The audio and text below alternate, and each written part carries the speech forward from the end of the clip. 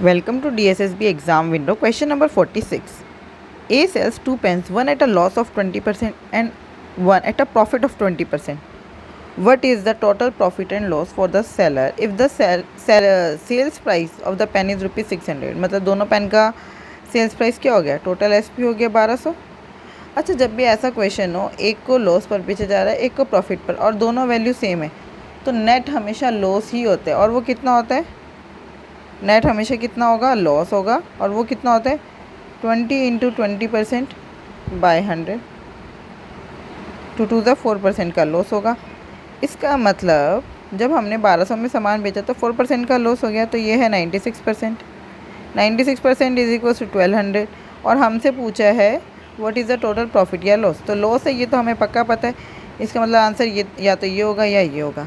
हमें 4% की वैल्यू निकालनी है क्योंकि 4% लॉस है। बस 1200 बाय 96 इंटू में 4 4 टू ज़ा 8, 4 4 ज़ा 16, 1200 ज़ा 12 टू ज़ा 2 5 ज़ा 10, बस 50। बस 50 का लॉस हो गया। Simple. Question number 47. The bill amount is rupees 1000. The dealer offers the buyer two options, either to get a 20% discount. एक ऑप्शन क्या है? या तो 20% का डिस्काउंट ले लो भाई, या फिर दो डिस्काउंट ले लो, एक 15% एक 10%। तो यहाँ पर नेट डिस्काउंट कितना मिलेगा 15 और 10 में? देखो, एक तो 15 का डिस्काउंट मिल गया प्लस 10 का, और माइनस 15 पर 10 का डिस्काउंट। बस इसको माइनस कर दो, ये हो गया 1.5। तो ये हो गया 15 प्लस 10 25% माइनस 1.5%, कितना आया? 23.5%। डिफरेंस कितना है? 3.5% का। बस 3.5% किसका? 1000 का। आंसर आया 35। Question number 48. Ram gives 4 articles free on the purchase of 6 articles and allows a discount of 2% while still earning 20% profit during the whole transaction. By what percent above the cost price he marked his articles? अब देखो, ये question बहुत easy है। मैंने shorts में भी ये question इससे रिलेटेड एक क्वेश्चन करवाया हुआ है। देखो क्या करना है, हमें पता है एमपी और सीपी का रेशो क्या होता है। एमपी और सीपी का रेशो होता है 100 प्लस प्रॉफिट परसेंट और 100 माइनस डिस्काउंट परसेंट।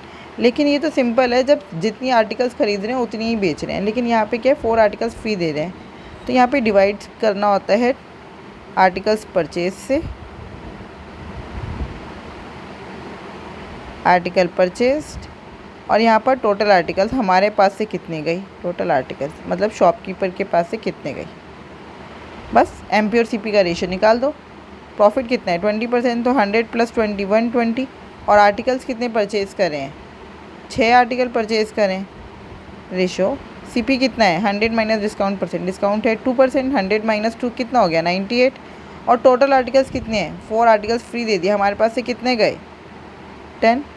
बस 620 ज़ा, और ये हो गया 49, ये हो गया 5, 25 ज़ा 100, रेशो 49। अगर सीपी 49 है तो मार्क प्राइस 100 है। कितना एक्स्ट्रा है? 51। किस पर? 49 पर। बस यही है, इंटू में 100 एज इट इज़ रखो, 51 को 49 से डिवाइड कर दो, क्या आएगा? 49 1 49 प्लस 2/49, 100 से मल्टीप्लाई कर दो। इसके आगे का सॉल्यूशन मैं यहाँ लिख रही हूँ, 100 प्लस 200/49। अब ये सारा परसेंटेज में चल रहा है ना, तो 100 प्लस 200 को 49 से डिवाइड करेंगे। 50 होता तो 4 आता, 50 तो है नहीं, तो 4 प्लस 4/49 डिवाइड करके देखो यही आएगा, 4 रिमाइंडर बचेगा। 100 प्लस 4 कितना होता है? 104.4/49 को जो भी हो, हमें क्या 104 हमें मिल चुका है, यही आंसर है। Question number 49. A hawker sold some samosas in such a way that the selling price of 76 मतलब 76 का SP बराबर है 95 के CP के। बस SP CP का रेशो निकालना, SP बाई CP बराबर है 95/76। आप देखो, CP 76 SP 95, प्रॉफिट हो रहा है कितने का? 76 से 95 कितने का गैप है? 19 का। 19/76 इंटू 100, 19 4 ज़ा 76, 425 ज़ा 100, 25% का प्रॉफिट हो गया। Question number 50. Hari sold his goods for ₹1035 at 28.57%. तो पहले तो यही पता होना चाहिए 28.57% क्या होता है फ्रैक्शंस में। ये होता है 2/7, ये होता है 2/7। Find the price at which he must sell his good so that he earns a 15% profit. कितना प्रॉफिट मिलना चाहिए? 15%। अब देखो, अगर 2/7 है 28.57%, इसका मतलब 7 क्या है? CP, और 2 क्या है? प्रॉफिट। SP हो गया 9 की वैल्यू है 1035, तो 7 की वैल्यू कितनी हो गई? CP आ जाएगा 7 की वैल्यू निकालते ही, 1035/9 इंटू में 7, ये आ गया CP। 9 1 ज़ा 9, बचा कितना? 1, 9 1 ज़ा 9, बचा 4, 9 5 ज़ा 45, 115 इंटू 7 हो गया हमारा CP। बस CP आ गया। अब 15% के प्रॉफिट पे आपको वैल्यू निकालनी है, 115 इंटू 7 SP 15% के प्रॉफिट पर कितना हो गया? 115/100। बस देखो 115 का स्क्वायर निकालना कितना ईजी है? 115 का स्क्वायर, 15 का स्क्वायर 225, 25 यहाँ पे 2 कैरी, 115 प्लस 15 130, और ये 2 13225 पॉइंट लगा तो नीचे 100 है, तो 132.25 को 7 से मल्टीप्लाई कर दो।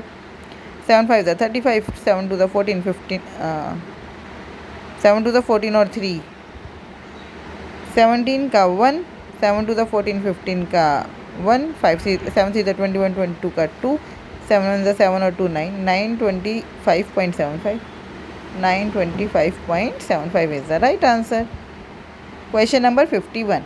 A boy buys a diamond ring for his wife. If the diamond ring is marked at 3,20,000 at 3 successive discounts of 25%, 20% and X% respectively, and rupees 1,92,000 is paid after getting 3 successive discount, find the value of X. देखो 3 discount मिल गया, discount मिलने के बाद value ये है, तो हम ठीक है हम निकाल देते हैं। 3,20,000 मार्क प्राइस था, उसके बाद पहले 25% का डिस्काउंट मिला, 25% मतलब 1/4।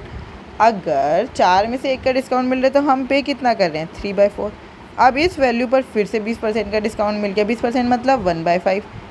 5 में से 1 का डिस्काउंट मिल गया तो कितना बचा? 4।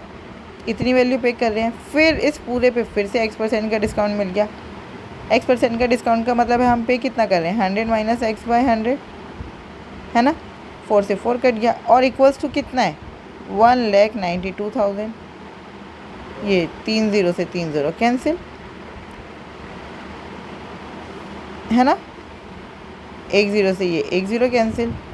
अब काट लेते हैं, 3 1 ज़ा 3, 3 6 ज़ा 18, बचा 1, 3 4 ज़ा 12, 32 1 ज़ा 32, 32 2 ज़ा 64, तो ये हो गया 100 minus X is equals to 5 10 ज़ा 50, 52 ज़ा 100, तो X की वैल्यू क्या आई? 0, मतलब लास्ट में 0% डिस्काउंट मिला है, कुछ नहीं मिला। Question number 52. X bought goods worth rupees 32,000. He got a discount of 15%, but he had to pay a 10% tax only on discount. जितना डिस्काउंट मिला है ना उस पर 10% हमें क्या देना पड़ रहा है?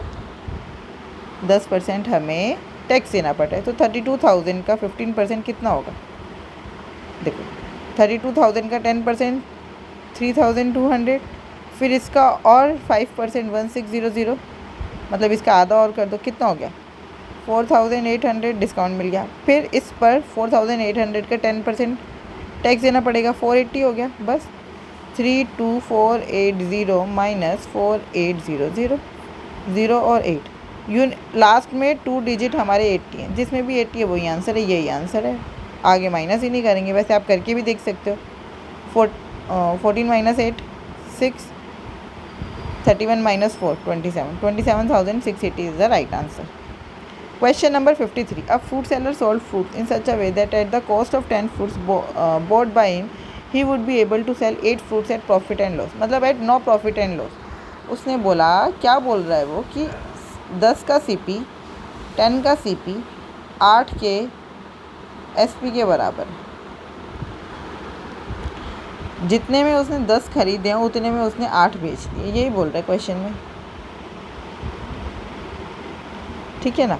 बस तो CP बाय SP का रेशो निकाल लो, 8/10, 2 4 द 8, 2 5 द 10, मतलब CP 4 है तो SP 5 है। प्रॉफिट हो रहा है कितने का? 1 का, कितने पर? 4 पर। 1/4 कितना होता है? 25%। निकालेंगे ही नहीं आगे। 1/4 25%। Question number 54. A person sold an article at a loss of 17%. Had he sold it for rupees 87.29% more, he would have made a profit of 12%. देखो, एक बंदे ने लॉस पर बेचा, सीपी हमने ले लिया 100%। सीपी कितना है हमारा? 100%। लॉस पे बेचा 17% के, तो उसको टोटल अमाउंट कितना मिला? 83%।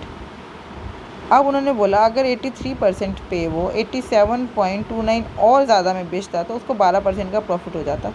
तो उसको टोटल कितना अमाउंट मिल जाता? 112%। 83 इधर माइनस में गया, कितना आया?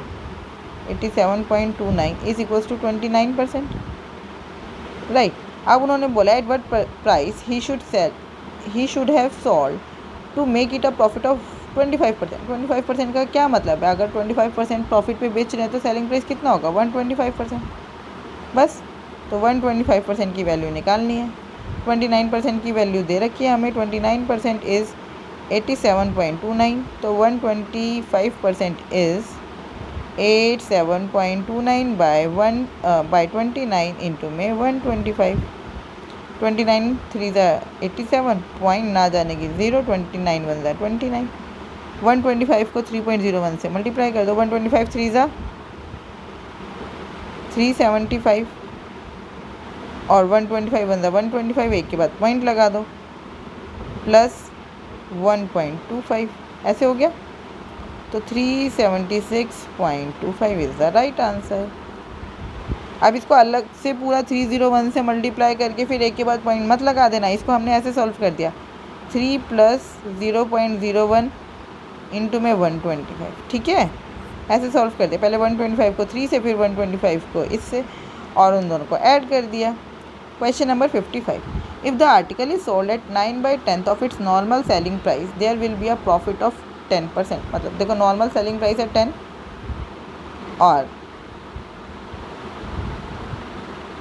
और हमारा न्यूज़ SP है 9,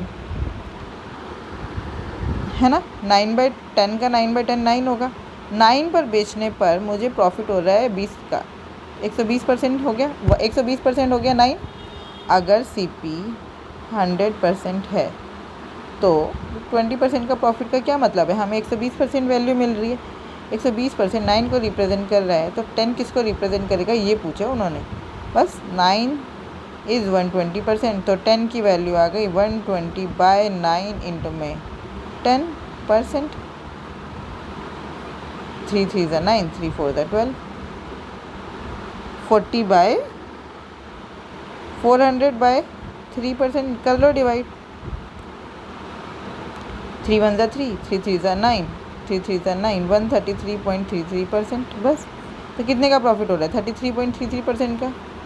ये टोटल SP है, उसमें से CP 100% है, माइनस कर दो 33.33%। Question number 56. 48 chairs are bought at the mark price of 40 chairs. If the देखो, let the mark price of 1 chair, MP of 1 chair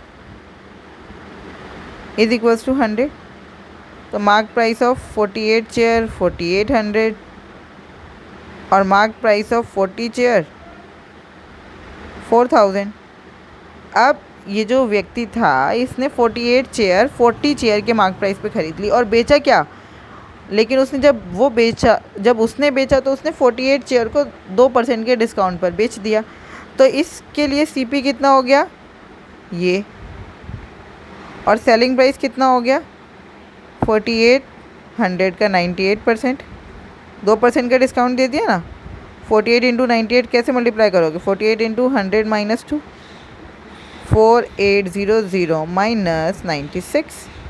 4800 में से 96 माइनस कर दिया तो कितना बचा? 4704, राइट। अब 4704 सेलिंग प्राइस है, कॉस्ट प्राइस है 4000, प्रॉफिट कितने का हुआ? 704 का। किस पर? 4000 पर, इंटू में 100%। बस, 2 0 से 2 0 कैंसिल, 4 से डिवाइड कर दो, 4 1 ज़ा 4, बचा कितना? 3, 4 7 ज़ा 28। फिर नीचे 0 भी है तो यहाँ पर पॉइंट आ जाएगा, 17 पॉइंट समथिंग आंसर है, यही आंसर है। Question number 57. The profit earn on selling a bike for rupees 66,750 is same as the loss incurred on selling the bike for rupees 43,250. Find the cost price of the bike. देखो हम मान लेते हैं profit हुआ है P का, ये हमारी एब्सोल्यूट वैल्यू है, तो सी पी प्लस प्रॉफिट होता है सेलिंग प्राइस, वो कितना है 66,750. अब जितना प्रॉफिट हुआ है उतना ही तो लॉस हो रहा है. इसका मतलब सी पी माइनस जो प्रॉफिट की वैल्यू है, अगर वो मैं सी पी में से माइनस कर दूँगी तो ये है 43,250. दोनों को ऐड कर लो, प्रॉफिट से प्रॉफिट कट जाएगा. 2 C P is equals to 0, 5 और 5 10 का 1, 7 और 2 9 10 का 1, 69 10 का 1 11. कितना आया 1,10,000. तो सी पी कितना हो गया इसका आधा 55,000. 55,000 is the right answer. I hope आपको ये बहुत अच्छे से समझ आया होगा. फिर भी अगर कोई डाउट है तो आप मुझसे जुड़ सकते हो मेरे Telegram channel @DSSB exam window. Thank you. Keep learning, keep practicing.